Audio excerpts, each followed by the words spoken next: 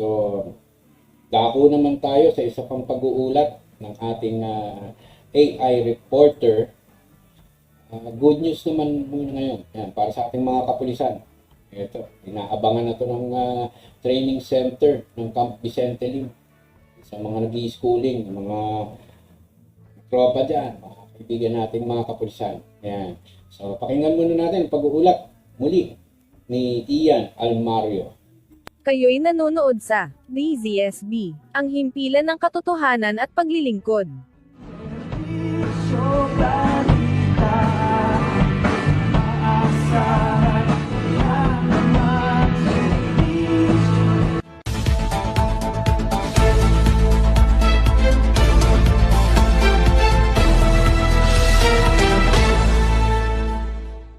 Alalay sa komunidad, handog ng mga kapulisan ng PSSLC Batch 2023-2, Class Charlie. Bago tayo magpatuloy, huwag kalimutan mag-follow, mag-like, at i-share iyong aming Facebook page.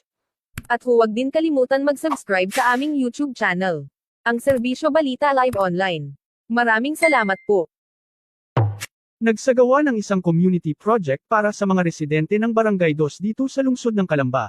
Ang mga kapulisang sumasailalim ng pagsasanay sa Public Safety Senior Leadership Course o PSSLC sa Camp Vicente Lim sa lungsod na ito.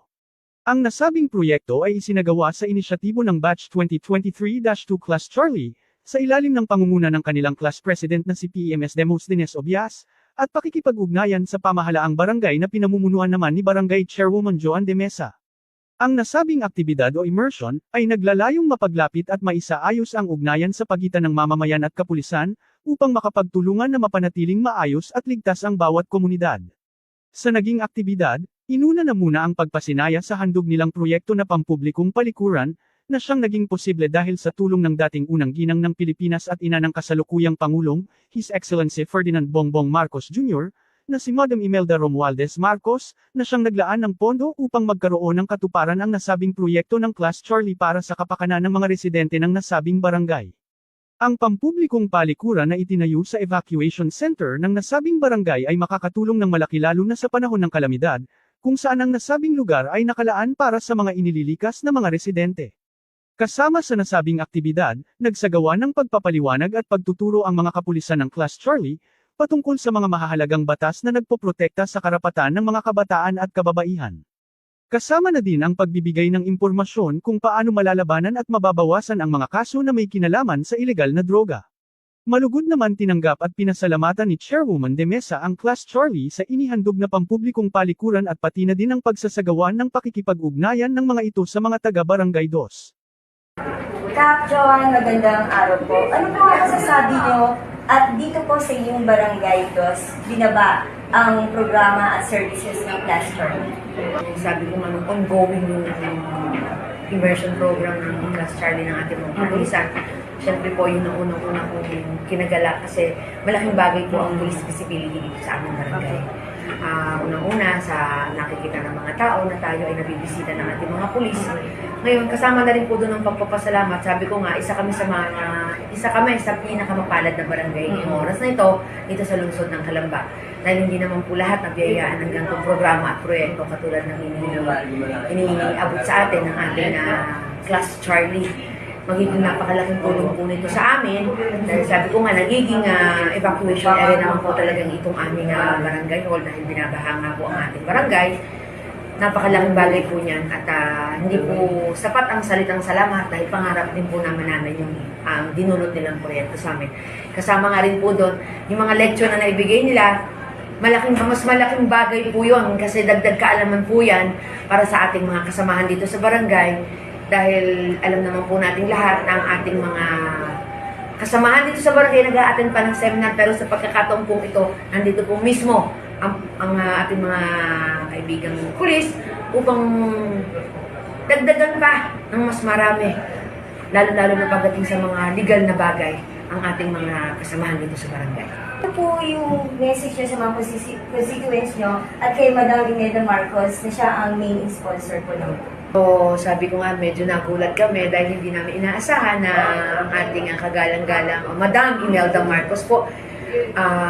Taos-puso pong pasasalamat mula po sa inyong maliit na likod, Kapitana Joan de Mesa, para po sa proyektong inyong pinahatid dito sa aming barangay. At para naman po sa aking mga kanayon dito sa aking barangay, atin pong pasinayahan, lalo-lalo na pasalamatan ang lahat ng bagay na dumadating sa ating barangay.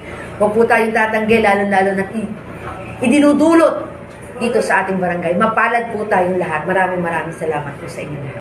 Samantalang, nagbigay ng kanyang mensahe si Police Lieutenant Colonel, Attorney Cesar Ian Binukal, ang Assistant Chief ng National Headquarters ng National Security Support Unit Training Center, para sa mga damalong residente ng nasabing barangay, upang mahikayat nito ang mga residente na makipagtulungan sa mga kapulisan, at tretuhin ang mga alagad ng batas bilang mga kaibigan at autoridad na kanilang maasahan at masasandalan. Sir, Arnie Barreiro po ng Serbisyo Balita. Sir, ano po yung significance ng ganitong uri ng community service ng mga kapulisan? Itong programang ito ay part ng program of instruction ng ating mga trainees na nagtuturo sa ating mga kapulisan. So from PSBRC, ito yung ating mga recruits, yung junior leadership course, senior leadership course, tsaka officers candidate course. So lahat to ng mga non-commissioned officers natin ay nag-undergo ng ganitong program. Basically, gusto nating ibigyan sila ng kamalayan. Ano ba ang actual na experience kapag kasama nila yung mga kababayan natin, yung mga taong bayan? Paano sila makakatulong? Ano ang dapat naming magawa para makapagbigay kami ng serbisyo? Other than purely law enforcement and public safety efforts, kami ay talaga namang nagagalak at gusto naming iabot ang aming mga kamay para mag-offer ng aming serbisyo sa kahit na ano paman.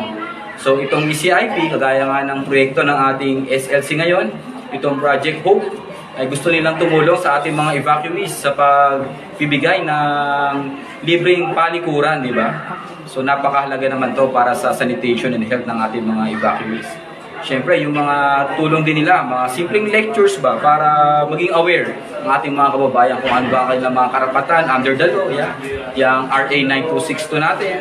At iba pang mga kaukulan na pamantayan at saka kautusan na pwedeng ma-share sa ating mga barangay tanod, sa ating mga opisyal sa barangay, para mapaigting pa ang pagpo-provide ng public service sa ating mga mahal na kababayan.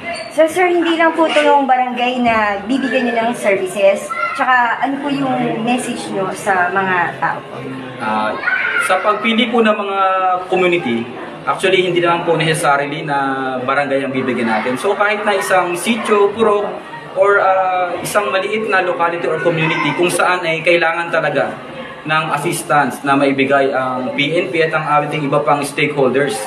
So ito ay hindi funded ng government ang mga projects natin. Ito ay ang ating mga estudyante ay nag-iisip ng solusyon sa kanilang problemang nakikita. At yung solusyon na naisip nila, inilalapit nila sa mga stakeholders, sa ating mga non-government organizations, no, sa mga gustong tumulong. Kagaya nga ng project na to, ito ay may suporta galing sa ating former First Lady, si Ma'am Imelda Marcos, di ba?